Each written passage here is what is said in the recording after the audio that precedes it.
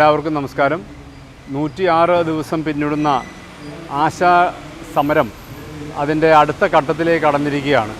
അതിൻ്റെ ഭാഗമായി കേരളത്തിൻ്റെ വിവിധ പ്രദേശങ്ങളിലൂടെ സഞ്ചരിച്ച് ഈ സമരത്തിൻ്റെ പ്രസക്തിയും അനിവാര്യതയും ജനസമക്ഷം എത്തിക്കുവാൻ വേണ്ടിയാണ് ഇപ്പോൾ അവർ മുമ്പോട്ട് വരുന്നത്.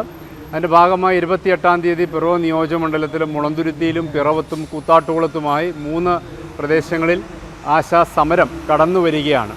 തീർച്ചയായിട്ടും ഞാൻ ആ സമരത്തെ അഭിവാദ്യം ചെയ്യുന്നു. ആ സമരത്തോടനുബന്ധിച്ച് അവിടെ തിരുവനന്തപുരത്ത് പല പ്രാവശ്യവും സമരപ്പന്തലിൽ ചെല്ലാൻ കഴിഞ്ഞ് ഞാൻ ഓർക്കുന്നു. വളരെ ജനകീയമായൊരു വിഷയത്തെയാണ് അവിടെ ഏറ്റെടുത്തിരിക്കുന്നത്. ആശാ വർക്കർമാർ നമുക്കറിയാം, അവർക്ക് ജീവിക്കുവാൻ വേണ്ടിയുള്ള ന്യായമായൊരു അവകാശത്തിന് വേണ്ടിയുള്ളൊരു പോരാട്ടത്തിൻ്റെ ഭാഗമായാണ് അവർ നിലനിൽക്കുന്നത്. ഇത് ആർക്കും എതിരെയുള്ള സമരമല്ല.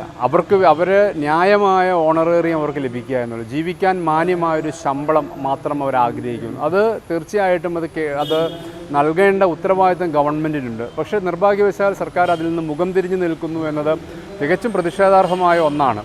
കാരണം അവർ എല്ലാ തലങ്ങളിലും നമ്മുടെ സാമൂഹ്യമായ ഒരുപാട് നല്ല മാറ്റങ്ങൾക്ക് മുൻകൈ എടുക്കുവാൻ കഴിഞ്ഞത് നമ്മുടെ ആശാ വർക്കർമാരാണ് എന്ന് നമുക്ക് വിസ്മരിക്കാൻ കഴിയുന്ന ഒന്നല്ല.